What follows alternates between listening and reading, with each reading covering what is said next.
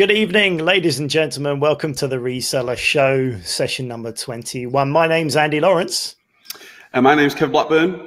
And we're ready to get started. Sorry, guys, if you've been waiting for us. We're just a few minutes on the drag this evening. A few technical faults with the live stream, as always. But we'll get it figured out one day. Yeah, it's all fun and games, isn't it? Yeah, exactly. We'll get there in the end with a bit of twitching of the buttons. We manage it. But how's things for you, Kev? Are you all right? Really busy today. Really busy. I'm out in the warehouse right now. It's so I'm stood up all this Reseller Show, but it's all fun. It's a very, very exciting next month ahead. Really got lots of things coming up, lots of dates and events and all the rest of it. So just super excited at the minute. How about you, Andy? Yeah, it's been good. Well, I mean, I've not had the most productive week. I've been a little bit under the weather with a serious tropical illness that's kept me from being at my best. Unfortunately, I've been fairly close to death's door most of last week, so I'm expecting a lot of sympathy this evening. Obviously, it's been pretty deadly, and I've been making sure anyone that comes anywhere near me knows how bad and how ill I've been. Obviously, because that's what we do as men. Yeah. Oh, I can see Sean's in the chat again. Good to see you, Sean. For whatever reason, I don't know why it's not notifying people. I don't think because it's not set to set to public. So anyway, we'll persevere and we'll figure out it eventually, I think. Yeah, well, it does. It is showing on YouTube as being live now, so I think we might start getting a few more people jumping in as people realise it's live. But yeah, Sean's in. That's good. We've got 3-4 people now. It's by the second we got more people jumping in, so that's good. So yeah. It's been it hasn't been the best week for me. My brain's been pretty much sort of addled and fairly useless and not much energy, but been planning my trip away in South Africa. That's coming up in a couple of days. Where are we? Monday. I'm leaving on Thursday, so that's exciting. Hopefully that will be good. So there's always a few things I need to sort out with the business ahead of time, making sure I've got as much stock as possible for when I leave, and everything hopefully ticks over from while I'm away. So just a bit of prep work with that, making sure that I'm slightly ahead of things. But a few projects I wanted to get cracking with, I haven't had the chance. But other than that, it's been okay. I would say it's been a 6.5 out of 10 this week. But you can't be on the top of your game every week, can you, Kev? I suppose. No, you can't. But yeah, that trip to South Africa sounds really, really exciting, Andy. You probably deserve it from the start of the year that you've had. It's been a pretty hectic few weeks with the trade show and everything, and your course, and so you're probably due a bit of a break now. So yeah. I wish I was going to South Africa with you. I'm not going to lie. Shame. We'll figure it out. We'll get our schedules together, and we'll invite you over one of these days, and we can hang out there, because it's a pretty cool place, I must admit. But I'm looking forward to it. It's going to be nice to have some downtime. I'll be doing a little bit of internet work while I'm there, not too much. I've got a little bit more prep work for the event that we're both attending when I get back. So I've just got a little bit more work to do on that to make sure that's the best presentation I can possibly make it. So I'll be doing that. But otherwise, just a lot of relaxing, a bit of hiking. We're going to chill out in Cape Town for a little while. We usually are in Durban on the East Coast, which I will spend most of my time, but we'll spend some time in Cape Town as well, which is a beautiful city. So getting around, doing some stuff, soaking up the sun. Not living the dream. Yeah, exactly. That's what it's all about. Not pushing things too much. That's what it's all about. That's exactly what it's all about. I mean, for myself, I've got lots of things coming up at the minute. We've got, I think, the whole of April is completely jam packed full of events. So we start off with the Online Arbitrage Summit in Lincoln, the first weekend of April, which is super exciting.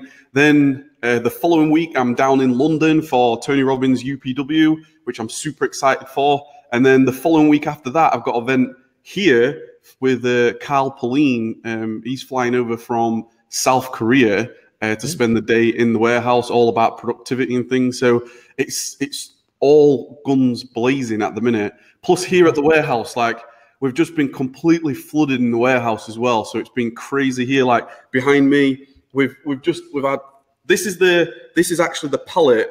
Do you know I said last week that we placed that wholesale order without me being in it? Well, now they've done a whole pallet without me being in it. So awesome. It's been all like from all angles, really, really busy. But like I wake up, it's funny, this last couple of weeks, I've actually been waking up before my alarm. Like it's been like 5:30 and just wake up raring to go. It's amazing. Wow. That's awesome. Awesome energy. It sounds like you've got loads going on, which is good. I know you like to be busy. I know you like to be making the most of it. So, yeah, that sounds awesome. Yeah. So, we've got a few guys of the founders now in the chat, which is good. Chris is in. Simon, as always, is there as a stalwart. He's managed to find us. So, yeah, got a few guys in here. Yeah, good to see you guys. Good to see you, Simon, Chris, top man. Sean, are you cold in the warehouse, Kev? No, not actually. It's actually relatively warm here now. It's not too bad. A few months ago, it was freezing in here, but it's not too bad now. Plus, I'm at my stand-up desk, so I'm not sitting down. I'm like up and about, and I'll probably do a bit of a jog while I'm on live. Yeah, Kev's having a good core workout today. He's gonna. I should have brought my trampoline from upstairs. Hey, that's what we've got to do. You can spend the entire hour stood on a trampoline. That would do your core and your abs some good. You'll either absolutely kill you, or you'll be rocking some abs by the end of it, one or the other. Hey, you've got to keep that energy up, don't you, Andy? Yeah, that's it. That's the way to do it. Sean said, "We'll buy you both a drink in Lincoln. Love you guys and your time you do. I'm in a much better position today than I was a year ago. That's awesome. Thanks, Sean. I will take a drink from you, sir, with pleasure. And it'd be good to finally meet you. So make sure you tap us on the shoulder when you get a chance and introduce yourself. Looking forward to seeing all you guys. Let me know in the chat, guys, who is actually coming to Lincoln, because I'd hope to see some of the regular Reseller Show commenters at the event, because it's always good to catch up with you guys. Are you coming, Chris? How about you, Simon? I hope you can both make it. That would be good to catch up with you guys. I'm looking forward to the event, but I'm equally looking forward to finishing the event and just having the social aspect as well, because just hanging out with Kev and Matt and everyone else, all the other community members, is just a real highlight for me. So I'm looking forward to that part of it as well, the dinner and the social aspect afterwards. So yeah, it's going to be good. Oh, definitely. I think in many ways that's where you really find some real golden nuggets. I know there's loads of great speakers there. There's myself and you there, Andy. Well, there's a number of I think there's 8 in total. Is there? Sounds about right. Yeah. But there's going to be lots of content, lots of insights from some really, really clever people.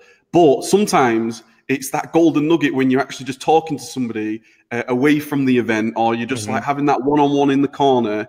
I know whenever I'm here, and whether I'm doing an event or I'm doing a mastermind, it's those one-on-one little conversations that you have, and you speak to somebody and you're like, oh God, like I've never done that before. And it doesn't really matter whereabouts you are in your business journey. You could be doing, you could just be starting, or you could be doing $1 million a month. There's always those little golden nuggets that you have from somebody, and you'll think, wow, that's a good one. So I'm looking forward just to meeting as many people as I possibly can, putting some faces to people that I've not actually spoken to before in real life, and just fully enjoy the day, really. Absolutely. Yeah, really enjoying it. Yeah, I definitely think that is the thing. You don't know what that thing is that that can actually unlock someone else's sort of potential until you just get involved and start chatting to people. So that is a tip I would have, either for this event or any other event. If you can get to an event, a live event, and chat to as many people as possible, introduce yourself, and just make the point of sort of mingling around as many people as you can, and just being friendly and chatting and finding out and being curious about other people's businesses, because sometimes you'll get that aha moment where you're just chatting just about something, and someone will mention something. You go, that really bugs me too. That would be an awesome thing for my business to do. And that's happened many times to me, holding my events, and just something's come up and it's just a small thing for someone else, but maybe for you, that's the little thing that may unlock a whole, raft of opportunities. So yeah, absolutely. A big tip is just to get out and network with as many people as you can. Because in my experience, it makes all the difference. It can be, I know you've got a growing team over there, Kev, but quite often this can be, a solopreneur type situation. And, it can be quite a lonely business if you're full-time and you're spending most of your time on your own behind the keyboard. So getting out and speaking to people has just got so many benefits, mentally as well as for your business. So yeah, absolutely. Yeah. And just to add on there, Andy, I think having YouTube and having Facebook and having all these social media platforms are really, really good. And obviously, like, we're on YouTube right now, but you can't replicate that one-on-one interaction. Like, the content out there is fantastic. Like, you just got to look at your YouTube channel. There's loads of great content on there.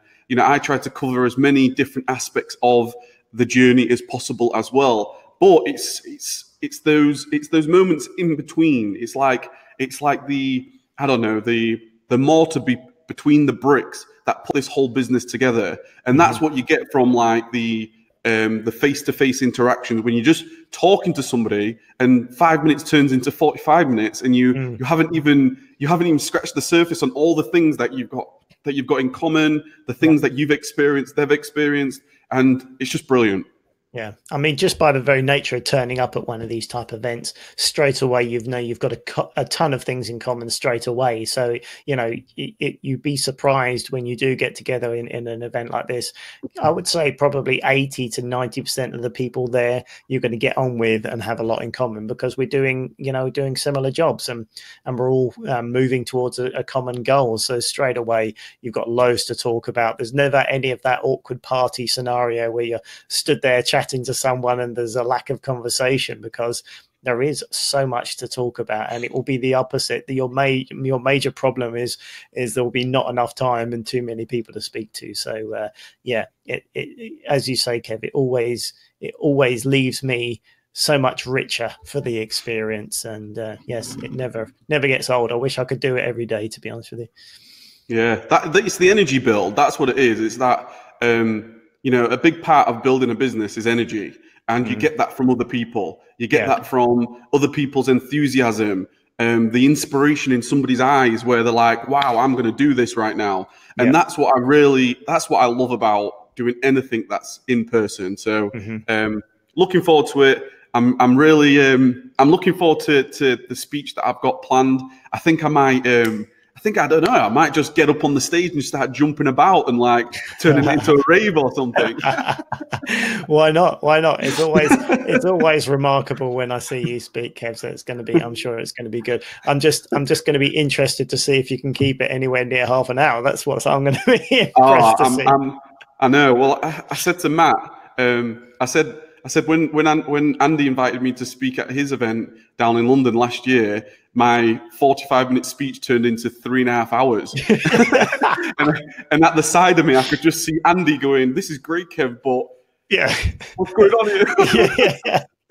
We do have to move on at some point, But I tell you what, you got the biggest round of applause of the day after the end of that presentation, and it was particularly good, and we got so much out of it. So it was well worth you dominating the time on that time, because it was pure gold. So we don't mind stretching the timeline a bit sometimes if the content's good. So this is it, isn't it? This is it. Yeah. Watch up, Matt's in the chat. Good to see you, guy. Yeah, Matt. Nice. Good to see you, Matt. And there's Mohammed's in as well. Mohammed's joined us, and Sean actually just mentioned a comment about getting negative feedback removed. Actually, he said he got his first negative feedback and was shocked, as everyone is happy with my service. It's because another seller came on cheaper than me. and they bought it off. Yeah, but that's a terrible thing to give someone negative feedback for that, to be honest with you. And then he went on to say managed to remove it. I mean, yeah, that's kind of a hands down no brainer, to be honest with you. When you get that type of feedback, Sean, it's just unjustified. The more you sell, you're going to get the odd unjustified feedback, and with that sort of thing, it should be quite straightforward to get it removed. But always appeal, because you never know. And then Simon went on to say, talking about feedback, what are the situations when Amazon will remove negs? Well, to be honest with you, Simon, it's well worth asking for it to be removed, even if you're not sure. If you think, oh, maybe I'm not sure they'll remove it, request it, because there's always there's no downside to asking to have bad feedback removed, because their interpretation of the rules might be different to your interpretation. So you've got nothing to lose and everything to gain. So that's my first tip about bad feedback, is get it, request it to be removed. And secondly, what other situations? Quite often you'll get a situation where a buyer is talking about the product rather than the seller service, because feedback should be your seller feedback. So they're giving a review of how your service was, and quite often people will put a review of the item that they're not happy with on your seller feedback, and you can quite easily get that removed. So if somebody says, I don't like this item, it wasn't very good quality, or there was something wrong with it, or something like that, you can, most of the time, you can actually request that to be removed and point out that it's a review of the item and not a review of your own seller service. So in those cases, you can always get that reviewed, and more often than not, you can. So my first tip was just request it, whatever, because you've got nothing to lose. What do you think, Kev? You got anything to add to that? Yeah, the same as you. I would definitely request to remove all the time, like whenever. For me, I always think like the angrier the customer is, the better it is for us, because Amazon will just remove it. There's, like you've just said, there's product descriptions when the customer is actually describing the product, not yourself. Anything to do with price, Amazon will remove. The worst case scenario is when a customer just puts okay and gives you like a neutral or something. Yeah. And that's when Amazon will not remove it automatically. It does take a little bit of perseverance to get something like that removed. Also, if, for example, if a customer receives a not as described product and Amazon, they confirm it's not as described because they'll just check the products that are on the shelf, then you'll struggle to get that removed as well. So hence the importance of having quality control and making sure that you're not labeling something wrong. Because I've always thought Amazon, like if you pick up I was going to pick up a product here, but if Amazon receive a product and it says teddy bear on the label and it's actually a shampoo, then surely Amazon will go, hang on a minute, this isn't a teddy bear, it's shampoo. But they don't. They'll just put it into your stock and then let you sell it as a teddy bear, but it's shampoo. Do you see what I mean? Yeah. And then if that happens, the customer will most likely, or they'll get in contact with you, or they'll put a negative feedback in, and at that point there, you're going to struggle to remove it. But to be honest with you, feedback right at the start of your journey is obviously very important. The more you can increase your feedback right at the beginning. So when you've got no feedback, like try getting as much as possible. I'd go as far as actually recommending some type of feedback express or something now, I think, just because it's very valuable to get as many feedbacks as possible. Like for me now, I've got thousands of feedback. So like one negative doesn't actually make a big difference. Do you know what I mean? But if you've got four feedbacks and one of them's negative, it's going to drop you down to 75% straight away. And Amazon are going to get involved then. So my biggest recommendation for anybody is, even if Amazon don't automatically remove your feedback for whatever reason, like the automatic, when it analyzes the feedback and then it says it's not, Amazon are not going to remove it, I'd submit a case as well. And then if you don't get that, I'd submit another case. Do you know what I mean? Because it's going to go to someone else. So That's it. There's nothing wrong with never just give up. persevering. Yeah, perseverance with Amazon support, because, as you say, it goes to someone different every time, and there is many cases where you ask a question, it's refused. You ask it again in a different way, and it will be approved. So yeah, and things as important as feedback, it's worth spending the time to keep going and keep plugging away. Give them a call if you have to, but keep going on it, and the more pressure you put on, sometimes you'll get the results, unless it's a 100% definite no. So yeah, the more you can do, the better in that sort of situation. Protect your feedback if you can, and as Kev says, the first thing you can do is make sure that your routines and procedures at the front end are right, so you're not making any mistakes. And if that's okay, and there's some things that aren't justified, 9 out of 10 times, if they're not justified, you're going to be able to get it removed. But yes, Yeah. So okay. one thing I just wanted to mention there, Andy, like what we do in the business now is, it's so important. If you do have a failure in your business, like, see that as like an opportunity to learn, right? It's an opportunity to look at what went wrong. I know for us now, because we've got so many different layers of the business, if we get a negative feedback, right, and it's actually proven that it's not like as described, or the product's not right, or even if you go onto Amazon Seller Central and look at your customer concessions report, where Amazon are giving you, where all customers are returning things and refunding things, sometimes it'll give you a reason in there to say why a customer's returned something. So sometimes the reason could be item not as described. So that's like a near miss at that point, because they may not have put feedback in, but they've returned the item. So what we do in the business now is we actually have a full-on meeting about this, like have an incident report where it's like, okay, what happened? Why did it happen? Who sourced it? Who reviewed it?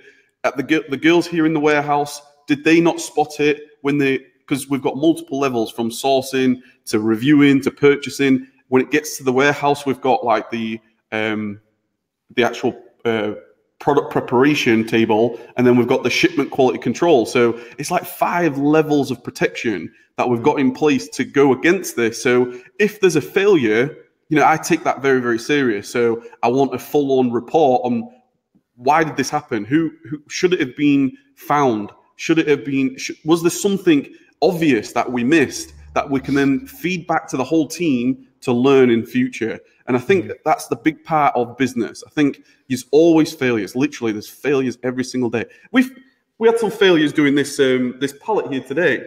The girls were doing the pallet here today, and in terms of picking up the pallet, we got some difficulty getting this picked up. So it's all about learning at all times. It's about just growing and just evolving as a business and as yourself, because a lot of the times you might just be by yourself to begin with.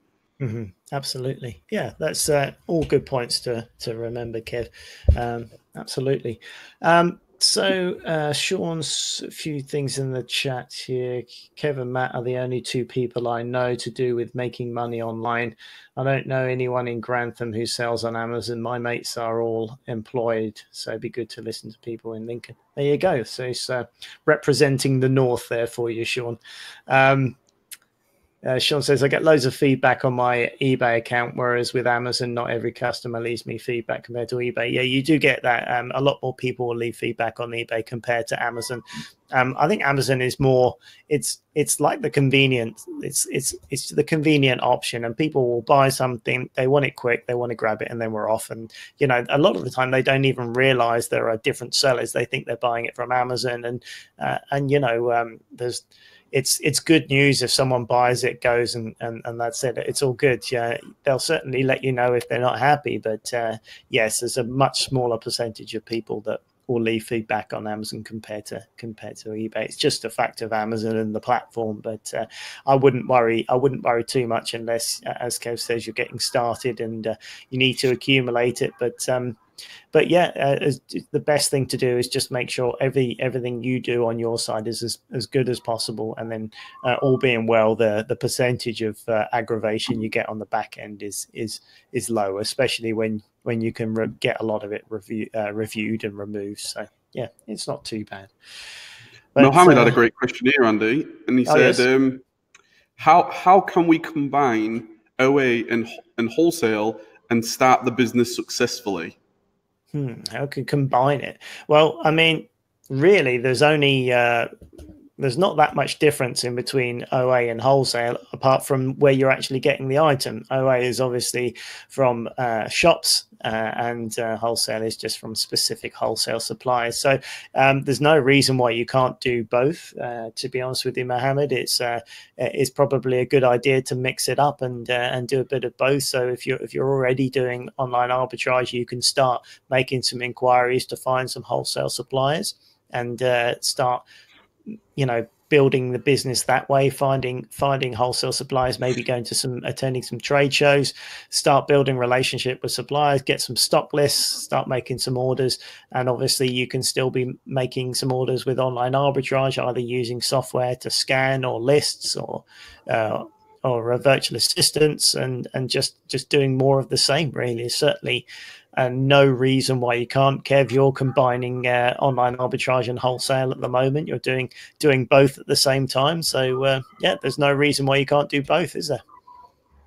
No, there isn't any reasons why you can't do both. But I think it's the right thing to say that they are, although that fundamentally they are the same. Like, all you're doing is buying from like either an online retailer or a wholesaler.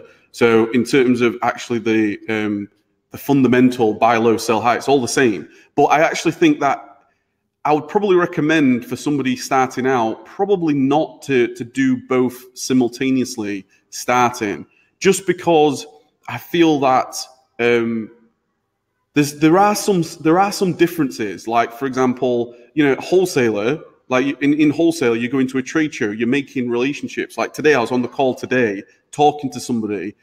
The spreadsheets that we're using, it's very different. Like, it's slightly different in terms of, especially when you're shipping pallets, like the case numbers and the number of cases that you've got, and the preparation is slightly different. Like the labels, like you need case labels as well. So there is some slight variations. So I would personally probably recommend for somebody, depending on what your starting capital is, if your starting capital is a little bit more, I would probably recommend to get into wholesale straight away. Go to a trade show, get some real good relationships, and then you can. It's very easy to spend thousands upon thousands of pounds in wholesale very, very quickly. For online arbitrage is a fantastic model for somebody like myself that I had very little money.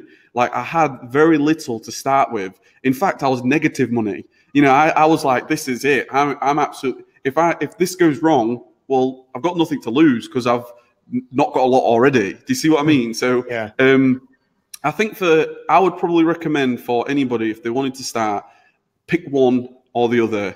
I personally think that the knowledge that I've learned from online arbitrage, from the systems that we've created, the procedures that we've put in terms of the I don't want to call it sophistication, but the knowledge and experience we now have analyzing items and making sure that our replenishing is good, the purchase quantities that we have, the things that we learn fundamentally at online arbitrage is definitely helping in wholesale. Because the problem with wholesale is, if you order a full pallet and you get something wrong, you're stuck. You've got bigger problems.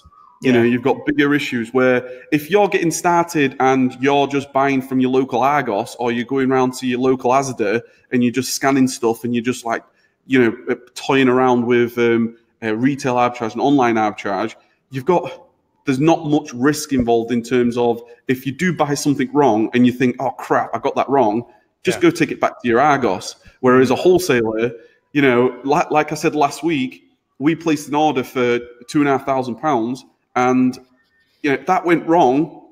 That's a big lesson learned in the business. Do you see what I mean? Absolutely. No, I definitely wouldn't recommend going into wholesale straight away. That's not what I would recommend. In fact, that's why my main course for many years in the wholesale community has been an online arbitrage course to get started, because firstly, it's a lot easier to understand and learn, and secondly, you need to learn that route, as you say, Kev. You need to learn the buying, making decision and all that comes with that, the nuances of it first, before going into wholesale, because you get one chance with wholesale. If you're making decision and you get it wrong, there's no sort of 30-day customer returns as you get with retailers, business to business. Unless there's a problem with that item, you own it. So definitely OA first, RA first. Learn the business, learn the ropes, learn the buying making decision.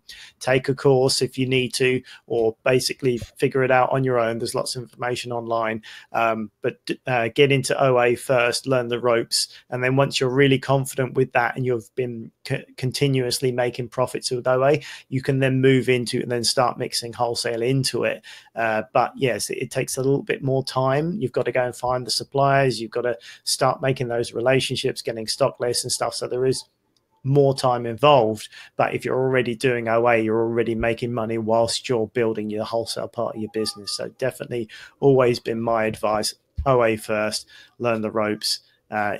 Even as much if your budget isn't very big, get into some used books, go to charity shops, buy books for 50p or a quid, learn the research and the decision-making process there, because the learning curve is going to be very cheap for you in that sense. So go from that direction, build up. It also helps you build up your buying budget as well. If you can reinvest that money, if you've only got £500 to spend that in OA or an RA, build up your buying budget, reinvest it, keep going until you've got a few £1,000s. And then once you're in that position, you might be able to start making some smaller wholesale orders and go for there. But good advice, Kev. I'd definitely say that's the way to go. That's the best route, in my opinion.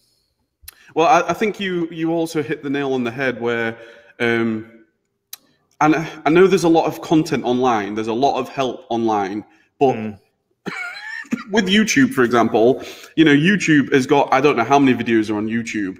It can be, the problem that you've got with something like YouTube is no matter where you start your research, you are starting at a specific point, a part of the business model, right? So let's say I wanted to learn how to do private label. So I start searching for private label on YouTube. I don't know at what point I'm coming into what I'm supposed to be learning. Do you see what I mean? And that's where people they get themselves a little bit confused, because I don't know at what part of the business model am I in. And this applies to pretty much all business models, whether it is brand building, whether it is Shopify, whether it is affiliate marketing. YouTube's fantastic. The trouble is you don't know whereabouts you're coming in. So my personal recommendation, and I'm not promoting anything, but like, if you want to learn wholesale, find somebody that you resonate with, and if they've got a course or if they've got some type of mentorship, spend an hour with Andy. Like, obviously Andy's time is valuable and it costs, but I tell you now, if I hired Andy for 1 hour and I was willing, I spent and I paid him £200 for his time to learn what the steps are or where to start, or give me an overview of do this, do that, do that.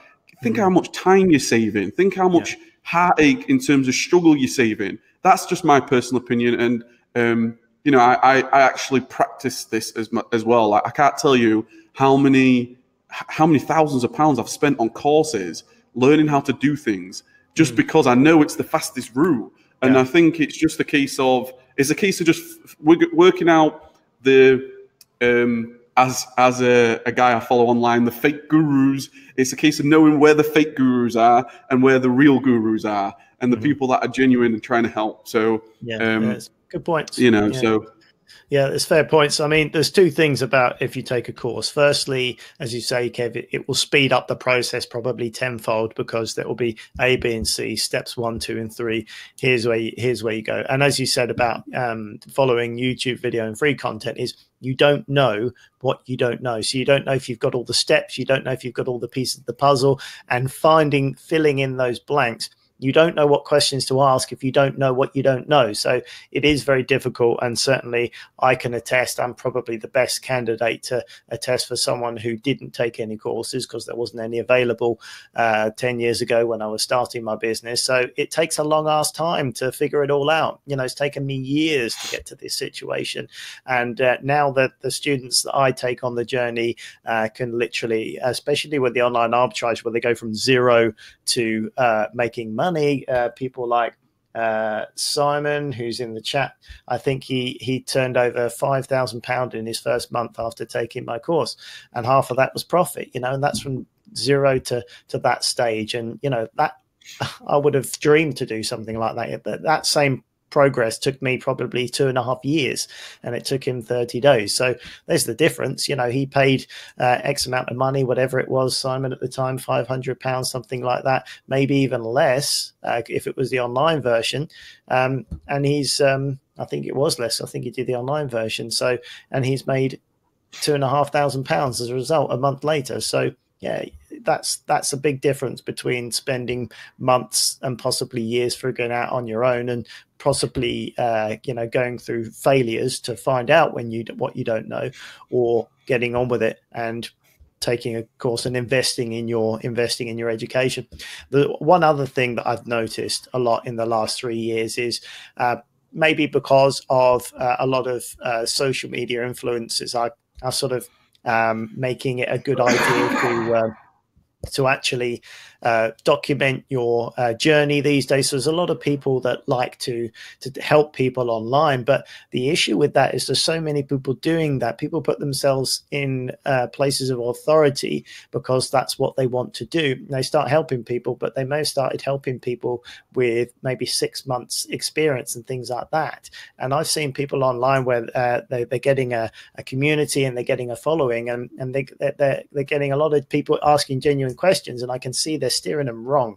And that it's not because they don't mean well, because they're coming from a well-meaning point, but they're putting themselves out there to help, and they don't have the experience. So what you also find is there's a lot of misinformation, and people just saying the wrong things because they haven't experienced that for themselves. So rather than saying I don't know, they'll guess, and they'll guess wrong. So that's the other thing, is if you do look for help online and it's free help, just use your own bit of perspective, and maybe you know, choose your mentors and the people that will help you wisely, that have experience and you know, have a little bit of background, because you can, even if they're not doing it because they're trying to be divisive and trying to trick you, there's probably a lot less people that do that. But even people that aren't trying to trick you, that are being genuine, just don't have the experience. And several times I've seen them making advice and just think it's just plain wrong, and they're gonna send them in the wrong direction. And if you're one of these new people, you've got all the motivation and drive and energy, and then if they go wrong, then that may even put them off from continuing. And that breaks my heart if I think that they could have had an opportunity to push on and they made the wrong choice of who to listen to, and that may have put them off totally, which is a shame. So if you are just starting out and you want to go the free route and you want to take your time and figure it out, great, but just make sure you realize it's going to take time, and also you have to make sure who you listen to, because that is a thing as well. Don't you think, Kev? I mean, I totally agree. I'm just echoing what you're saying there, really. I think one thing I would say as well, and I don't know whether it's because of the person that I am, and it's ultimately my message. You know what my message is. It's take massive action every day, right? So, but what I've definitely come to realize is taking action is the most important thing. Like, there's lots of content out there, there's lots of information, but you've got to take action forward. Even if you take action in the wrong direction, you're going to get some type of feedback, whether it's your product doesn't sell. So you're like, why didn't that sell? And then you learn something, and then you don't make that mistake. Well, hopefully you don't make that mistake again. So you take action again. But one of the things that's what I found that's really quite fascinating when it comes to humans and actually like being able to take action is when you've got something on the line, when you've got like a consequence of not pushing forward, that's when you'll push forward even more and you'll be focused a lot more. So in that case, when you pay for something, straight away you value it more. Like, you pay for something, you're listening. Do you see what I mean? You're invested. You're like, right, what am I doing? Okay, I'm going to do this now. I've just given you £1,000. Now I'm taking action on what you're saying. Yeah, and that way you're committed. You're actually moving forward. Whereas when you're getting free information, you don't have that that push that actually takes action. Like the only time there's obviously there's lots of great content out there, and there's lots of action to take on all that content. But there's just something really powerful. Like you've just done a 6-week, or is it 5-week wholesale domination course, right? Yeah.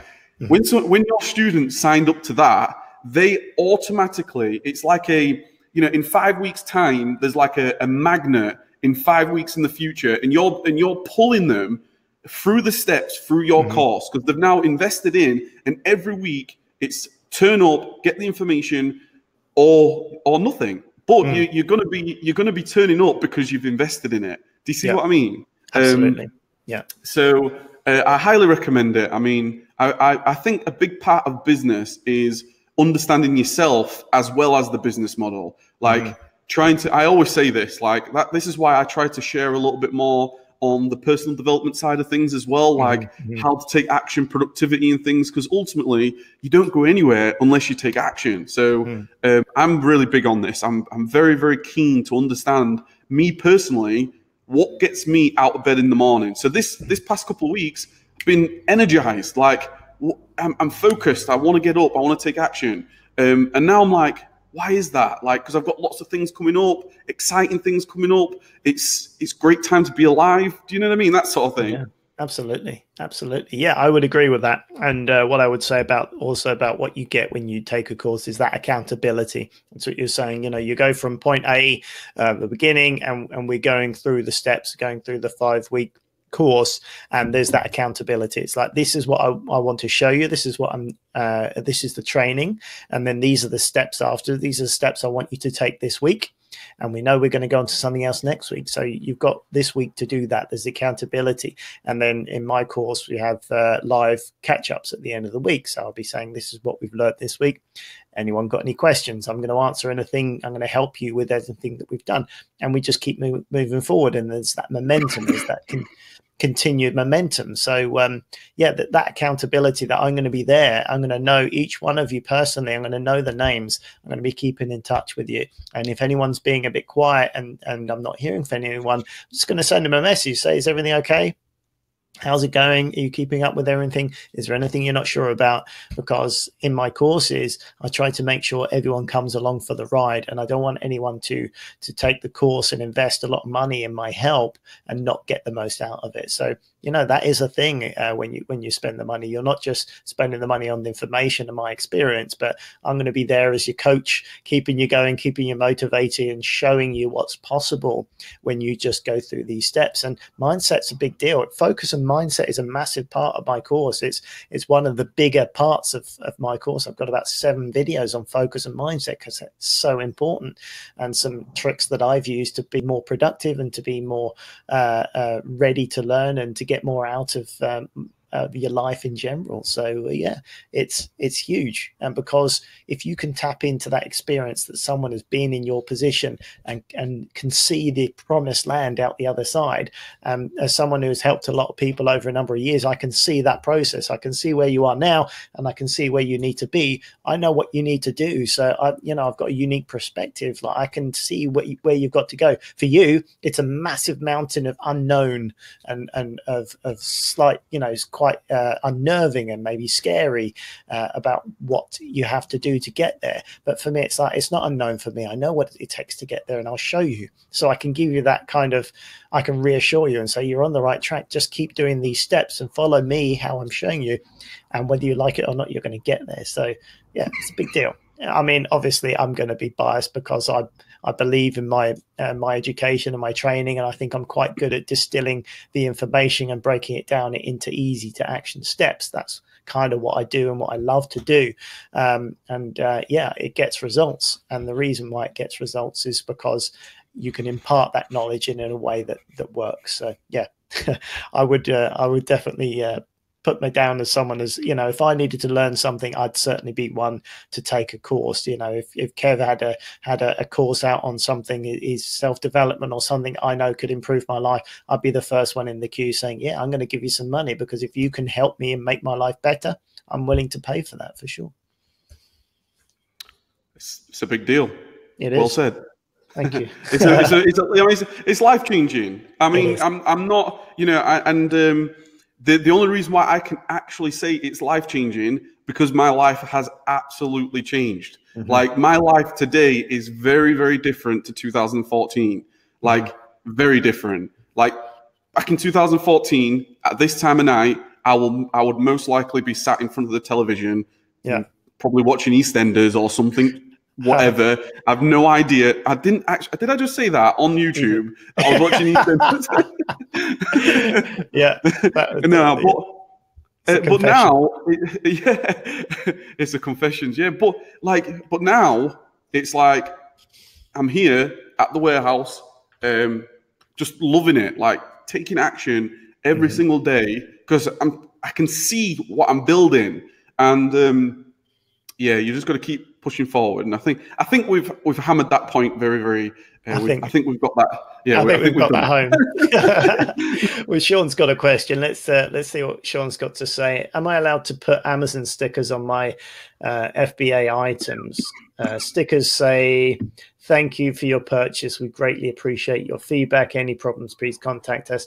Or do Amazon not accept it? They're not a big fan of that type of thing. They kind of like to control the fulfillment process. Technically, they view them as their customers, and you are fulfilling stock on their behalf. You don't really want to get into the point of coming out of the mold and start getting. Anytime you get in touch with the customers is always a slightly awkward line, because if you risk annoying or upsetting or distracting a customer, Amazon will generally take a dim view of it. So yes, it's a similar thing to sort of saying, "Thank you for your order. Here's a link to my e-commerce site," or anything like that. Anything like that is just a risky business you could do, but I wouldn't recommend it, because if Amazon get wind of it or somebody complains, the customer experience is absolutely the Bible for Amazon. Anything that could potentially affect the customer experience, they spent a lot of money and time developing it and streamlining it, and they don't really want you to mess with it. So yeah, I would say no. What do you reckon, Kev? What would you say about that? Yeah, I would avoid anything like that. It's the thing is, Amazon see everybody on Amazon as, it's not your customer, it's Amazon's customer. They will. You can't do anything. You can't share emails. Like, if you ever try to share your support email or whatever, like even customer messages, they come as, like, I don't know, encrypted emails. Like, because Amazon, they protect their customer base. Like, it's their customers, not your customers. And in fact, it's probably, don't quote me on this, but if you start putting stickers on all your products or something, or come do this or get in contact with us or whatever, it's probably going to be against their terms of service somewhere. I'd imagine. I don't know. I know when it comes to private label, that's maybe something different, where you've maybe got your own. I don't know. Let's say I did a life success engineer journal, and inside the journal, inside the box, I had like a I don't know, free course to a free journal course. Go to this link. That's maybe a little bit different. But if you're, I don't know, if you're selling some Huggies nappies and, you put in please contact us or whatever, it's probably free not the right thing to do. Yeah. Yeah, that is. I would be surprised if it isn't against the terms of service. To be honest with you, there's probably something to do with that, either trying to take a customer elsewhere out of Amazon, or anything to do with that is definitely grey area. And yes, it's not worth. And basically, just try. If you don't get in touch with the customer at all, then that's generally a good day, because anytime you're getting in touch with the customer, Amazon will always side on the customer. So you've got to be very careful with anything to do that. It's a great strategy. If it's with eBay or something like that, and you're building an e-commerce website, there's great strategies to say, "Thanks for your order. Here's a 10% off token for next time if you want to order our website. It's cheaper, and here's an extra 10% off voucher," or something. Build your customer base. There's lots of strategies you can do, but not on Amazon. It's not worth doing it. There's so much traffic and so many customers. There's no need to start building it in that way. There's probably others for e-commerce, private label, and that sort of thing is fair enough. But for what we do, best to steer clear. So it's the biggest problem. Unfortunately, it is the biggest problem of using a platform like Amazon, where it's just not your customer. Unfortunately, a part of business is it's that relationship with the customer that you've got for hopefully years upon years, because that's ultimately, if you're creating a business, some type of service, your goal is to have a customer that is happy with your service, have a customer that's happy with everything else that you're doing for that customer, making their life better in any way that you possibly can, whatever they're going for. And that's what Amazon do. If you think about it, Amazon, Apple, the reason why these companies are huge, like what I do, and I recommend that everybody does this, like reverse engineer what they're doing. Why are they doing it? Like, think about what they're doing. Amazon, you think they're pretty much in every home. You know, everybody knows of Amazon. They've got Alexa, they've got Amazon Video, Amazon Prime, they've got music, they've got everything. Like, no matter where you are in life, whether it's you've got children, it's incredible what Amazon have done, really, in terms of building their brand and their customer base, that it's got so much embedded trust. Like my daughter Harper, she's 4 years old and she's talking to Alexa. Do you see what I mean? You know, who's by the time she's my age, another 26 years, she's going to have a walking Alexa with her. Do you see what I mean? And she won't know anything else. She won't know anything else. That's what I mean. So you're absolutely on the right course there, Sean, in terms of trying to build that relationship with your customer. It's just trying to, and this is why one of the things that you need to do when you think about your e-commerce website or your business in general, if you're using Amazon, try to at some point have a plan to potentially get away from Amazon. Okay, so I mean, I've spoken to you about what we're doing here, trying to do business away from Amazon, where we actually have the customer. Now the customer is actually ours, where we can make contact with them again, and we can say, "How was that? Did that go well?" We can place, like Wholesale, for example. It happens all the time. You'll get a phone call a day or so later saying, "How was your delivery? Was everything all right? Can I help with anything else?" And because they're trying to build that relationship with you. Online retail stores, they send you an email afterwards saying, "How was your experience? Could you, was there anything that we can help you with?" So you're absolutely on the right line. It's just a case of trying to create a platform where you're in control. So we, like for me and Andy now, we don't own YouTube, but we're using YouTube to provide hopefully quality content for you. So one day it'd be fantastic to meet up with you and have a nice drink and build that relationship even more. Do you see what I mean? But ultimately, what me and Andy own is our website, resellershow.com, where, if you check out that website and hopefully one day when we build it all out and it's pretty good and there's different things on there that can hopefully support you, that's where our customers will be. Do you see what I mean? That's different from Amazon.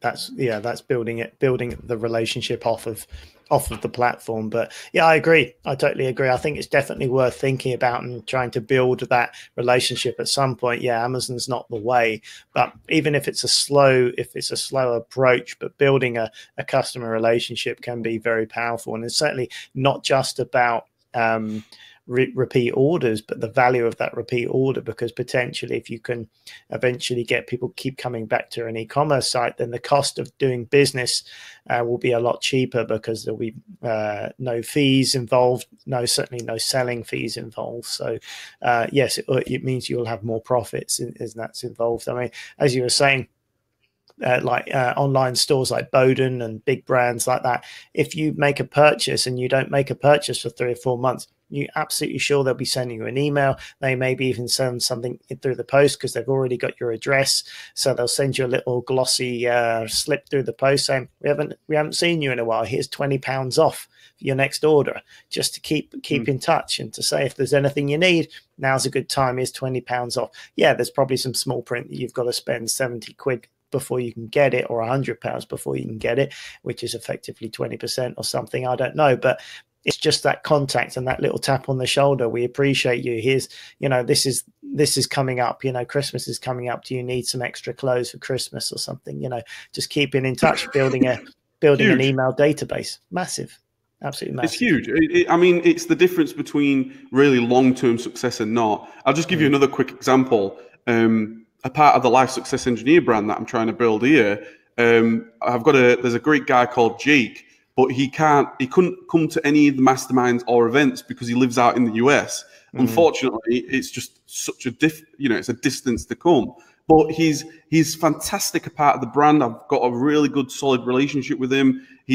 I've certainly watched his business grow, and it's been fantastic to build that relationship. So I was like, do you know what? I'm going to send you over a parcel with a hoodie on it, a T-shirt in there, just to for no reason, just to say thank you. Do you see what I mean? Because he's just such a great and a valued member of the brand. I mean, is a success partner of mine. So it's the relationship build that's so important. That's why I always say, watch what Amazon do.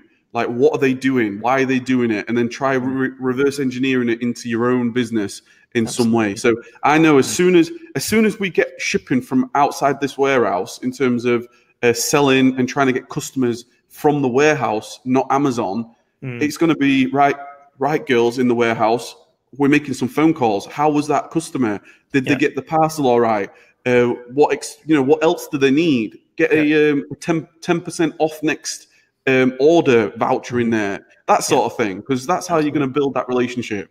Yeah, absolutely. I mean, if you can, when you get the customer details, if you can manage to get them to infill something like a date of birth, and you could send them a small gift on their birthday or something like that, how powerful would that be a strategy to build that customer relationship? If you can get that point where you have those details, where you can even make a phone call or something. How difficult would it be to have a list of 7 people every day that that one of your girls in the warehouse or someone that's in an admin role just makes 7 phone calls every morning? It takes 30 minutes every day just to make a quick phone call, just saying, I just want to wish you a happy birthday, and I'm going to email you a 20% off voucher for our website if there's anything you need. It'd be great to see you on the website, something like that. I mean, how powerful would that be if someone did that to you on your birthday? That would be amazing, wouldn't it? Powerful. Yeah. Powerful. The more personal you can get nowadays as well, the better. There's so much general spam, and you can just tell when this is one of the reasons why, like, whenever I send an email out, usually, like, my emails are not very long anyway. I try not to do super long emails because I'm always like, people want the information. Like, I try, whenever I send an email out, I'm like, just maybe 3 or 4 lines, and there you go. There's the link. But I always do those emails myself. They come from me, because it's like, I don't want anybody else talking on my behalf when it's me, when I want to share something. Like, obviously I've got customer support now, and Anna's fantastic, and we talk together quite a lot, and we build this out together. But I just think it's so, if you can just send a message saying happy birthday, it's key. It's really, really important. That's why I like Moonpig, actually. They'll remind you as well. They'll literally remind you when you've got like a relative that's got a birthday coming up, for example. Get your photos and your cards done. Yeah, absolutely. It makes a big difference. That being able to provide a service like that, or to do a personal touch, you get some e-commerce businesses that will handwrite a little note to you and put it in with your order and say, thanks very much for your order, appreciate it. Probably takes about 7 to 8 seconds to write that as the orders go out. But it's that personal touch. You can see it literally handwritten with your name on it. People, that resonates with people in this world where everything is digital and everything's fast and everything's on demand. Going backwards again and actually writing a letter and handwriting, have something physical, making a phone call, something like that, which is against the stream of traffic, just to take a moment to do that and have that personal touch. To my mind, is definitely the future. And if you can get to that point, you're building a business outside of Amazon, then that's definitely the route I would be going at. Building a database of customers that know you've got their interests, at heart, and you want to help them, because that's how you win ultimately, is to help people. Exactly. What's Andy's website for the wholesale course? Well, for the wholesale community, my main website is wholesale-help.com. I've actually finished my wholesale course now, Sean, I'm afraid. Wholesale-help. Help.com. Well, when I made that website a long time ago, I didn't have a choice. I now managed to pay a great deal of money and got wholesalehelp.com as well. But I kind of like the dash now. It's kind of grown on me. So dashhelp.com. Yeah. It's kind of got in there now. But yes, it's that hyphen-y thing. That's my main website. You can go and check it out, Sean. My wholesale course is finished. I've just finished the 5-week course, I'm afraid. And so you can't get access to that at the moment. We'll see. I will let you know if I open it again. There's no immediate plans to open it, but I will keep you posted. It's pretty much a hands-on course, and as I say, it takes a lot of my time. So you'll be the first to know, Sean, when I open it again. But for now, it's just finished, and there is an opportunity to take my online arbitrage course on there. It's a video course. You can take that from that website, and you can also take my personal one-to-one consultation from that website if you so wish. All right, enough. What's the website again? Wholesale-help.com. And do you know what mine is? Mine is lifesuccessengineer.com. Massive action. Excellent. Excellent. Have you registered massiveseeds.com yet, Kev? That's not what I need to know. Massive Seeds. No, I haven't actually. I haven't. You need to register massiveseeds.com, because that would be a good one. Yeah, definitely. I mean, it's going to happen at some point. It's going to happen at some point. I mean, I'd like to see some t-shirts with that on it as well. Plant massive seeds. That'd be pretty cool. It's going to happen. I mean, I've already planted the seed. Like, that's what I've done this year by getting some merchandise out. I've actually got I've got 80 of these hoodies, because the first 40 were done incorrectly. So they sent me out another 40. So now that's all I'm wearing now. I'm just wearing my own branded, because it's all about the brand, right? You've got to get the brand out there. You've got to do it. That's it. Excellent. Love it. Love it. Love it. Love it. Although what is funny is a quick story. Here's a quick story for you. Because I wear these quite often now. I'm out in the supermarket with them. I'm out shopping. I'm doing, I'm walking around the town and stuff. And the amount of people that walk past me, and they're like, you can see the reading, and they're figuring it out. They're trying to figure out what it's saying. And then the other day, I was walking through Morrison's, and this old lady, I won't be able to tell you how old she was, but she was getting on a little bit, and she looked at me. She was like, I don't know whether she was squinting, because I was like, God, there's another one looking. And she was like, take massive action every day. And I was like, yes.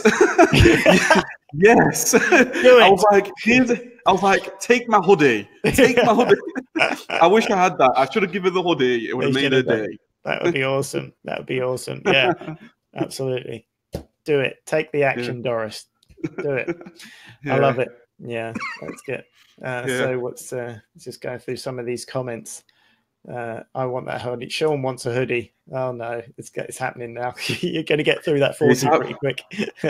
Yeah. It's I mean, I love it. Like the whole purpose behind it, obviously this brand and stuff, but I really do genuinely believe what you look at the most, like really take care on what your surrounding environment is. Like when I wake up in the morning, if I'm going to put this hoodie on, it automatically makes me want to feel like, let's go take some action. Do you see what I mean? Absolutely.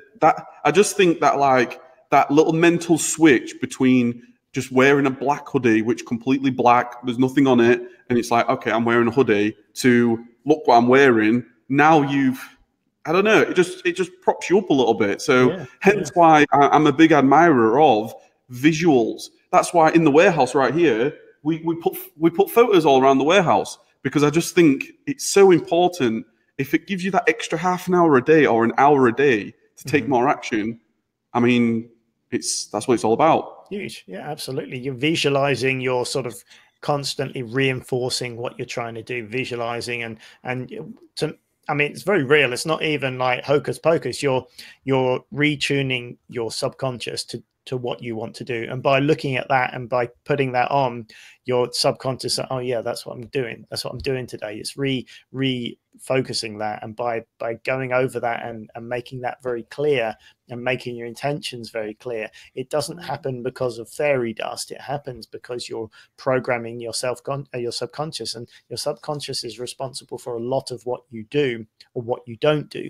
And so by being very clear about what you plan to achieve, it doesn't happen because there's special fairy dust in the atmosphere. It does that because you are reprogramming your subconscious to say, I'm not accepting where I am as where I want to be. I want to do this. I aim to do this, and I will do this by this time, and I will do that by doing this, and being very clear. And slowly, by reconfirming, re-energizing that, you're just reprogramming that subconscious. So when these little micro decisions happen every day, they'll be actually going towards where you want to go, and you won't even realize why, but things will start happening in your favor. Things will start working, and you'll get more opportunities because it's all these subconscious micro decisions. It happens every single time. The clearer you are, the more focused you are to what you want to do. It's happened in my life over and over again. By getting clear on your aims, you hit those much easier than if you're not absolutely clear with yourself. So yeah, it's a big deal, massive deal. Big deal. And I think it's actually like sort of scientifically proven, or don't quote me on the biology and things, because I was an engineer, I'm not biology, but I actually think, like, I don't know what the time period is, but every single cell of your body actually obviously regenerates, and your old cells die and it's regenerated with new cells. So I think it's like every 3 months or something. So like, you are right now somebody completely different, although you obviously, like, you look the same and things, and I may have an extra couple of gray hairs and what have you, but I'm actually a different person. So it is like, when I say that I'm a different person from 2014, it's because I'm very different. So are you. And that's why and that's why you can change. Like, you can change overnight. Like, this is why some people can go one day living their life, and then the next day it's like, this is it, I'm done. Like, I've got to make a change. I've got to make it happen. Like, whatever it is that gets you to that point, that's ultimately what I'm trying to say. It's very, very possible. But you can take control of that. That's the most important thing. That's one of the biggest lessons that I've learned over the last 3 years, 4 years in my own personal transformation, is you can be in control of your life in terms of change. It doesn't need to be an external thing that happens. Like, it doesn't need to be Brexit that changed you. It doesn't need to be something else that changes you. You have to take control. And I think I learned that the first time the steelworks where I live here, where they was like, you could potentially lose your job. And I was like, hang on a minute, why are you telling me that I could potentially lose my job? Like, I'm going to take control of my own life. Do you see what I mean? Yeah. So yeah, it's super powerful. Doing anything that you're doing intentionally, even if you get it wrong, is going to be way better than something happened to you that is out of your control because you were sat passively while other people made decisions for you. I would definitely agree with that. If you're worried about trying and failing, it's way better to try and not get it 100% right, because most of the time when there's that accountability to get it right, most of the time it's going to more or less go to plan anyway. So just put that fear aside, because you really have got nothing to lose. I heard just today, a friend of a friend of a friend, I didn't really know them, I knew who they were. I heard today that a few days ago they just dropped down dead from a brain tumor. Fit, healthy person, whole life ahead of them, and then it's all over for them. So don't forget that it's a warning for us all. Just get hold of what you want to do and start going, because we don't know what's around the corner. So do what you want to do now while you have a chance, because who knows what's going to happen. We just don't know. So whilst you can, and whilst you have that energy to do so, just take it on and seize the day, so to speak. There's no better time than absolutely right now to crack on and do something to change your life. So yeah. I mean, don't wait, it's don't leave it. If you guys want to go a little bit deeper with that, I highly recommend it's a Tony Robbins program, actually. It's called Create Lasting Change. And this is actually a program that I went through in 2016, I think it was. And it was a part of my, because I believe in coaching. I actually have my own coach in my own life. And I went through this program, and Tony Robbins, as you probably know at this point, he puts it in terms like when things happen, like psychologically, in life, people changing. I love how he breaks it down so you can understand it in plain English. Like, what happened to this guy? How did that guy go from, I don't know, super obese to now he's like super fit and like he's got muscly, you know, how's that happen? Like, I love how Tony Robbins actually puts that into some type of language that we can understand. So this program called Create Lasting Change, it basically shares with you like the steps on how that occurs. And it's like he calls it like the 7 master steps of creating lasting change. And I actually did a full review on it. If you Google Create Lasting Change review, you'll probably see me come up first thing on Google, because I thought it was that good. It was a great program. I actually did a full like review and like what I learned from it. Really, really good. I might actually just be able to, I'll share with you guys the link to that review, because it's fascinating if you want to go a little bit deeper. That sounds good. Chris says, while you're doing that, Kev, Chris says 80% mindset, 20% mechanics. Absolutely agree with that. That is what it's all about. To get your mindset right, be clear on what you want to achieve. Everything else will fall in place. You know, it doesn't happen overnight. It's just not like a magic one. But the more you are prepared to be clear on what you want to do, the much easier it's going to be. There's less. You're not putting barriers in your own way. You know, that's the main thing. You've got to make sure that your subconscious and your sort of consciousness are batting in the same direction. Because if you're conflicted and you're pushing in different ways, then it's gonna be an uphill battle. So yeah, absolutely great to try and get mindset help and some guidance from Tony Robbins. Amazing inspirational guy. So yeah, anything like that would be great. I'd be interested in looking at that course myself, Kev. Yeah, I think it's great. I found lots of value in it anyway. I mean, I put the link in the chat for you guys anyway, so you can see the review that I did. It's actually I did a YouTube video as well. This is going back to when I had a little bit more hair back in the day. But yeah, so check it out. I highly recommend it. Obviously, you guys know I'm a big Jim Rohn and Tony Robbins fan, because I just I believe what they say, and I'm actually like I've put into practice what they've actually said, and I've got an actual result. And I think that's probably another key thing to take away. Like, whatever information that you get, take action on it and see what does it mean something to you? Has it changed your life? If it has, keep doing that. See what I mean? Absolutely. Yeah, you're living proof, Kev, right there. You know, you've come an awful long way in a relatively short period of time. So yeah, absolutely. Fantastic stuff. Right, so we're just after an hour and 12 minutes on this one, which is pretty good going. So if we've got any more questions, then think we want to cover before we wrap it up, Kev? No, not from me. Alrighty, okie dokie. Well, this is going to be the last one you're going to see me on for a couple of weeks, because I'm going to head off in a few days to South Africa to refresh and to recharge the batteries and get a bit of chill time. So I'll leave you in the safe hands of Kev and whoever he manages to conjure up, and some special guests. I'm sure you've got some ideas, Kev, of who you want to bring on for next week and the week after. I'll leave that as a surprise. Okay. Excellent. We'll leave that as a surprise. Awesome. All right, guys. Well, thanks very much. We've had a really good show this evening. I've really enjoyed chatting and hanging out with you guys. Have a good few weeks, and I'll see you in a couple of weeks, and you'll see Kev in a week's time. So have a great week. Take care, and we'll see you very soon. Bye, guys. Cheers. See you guys.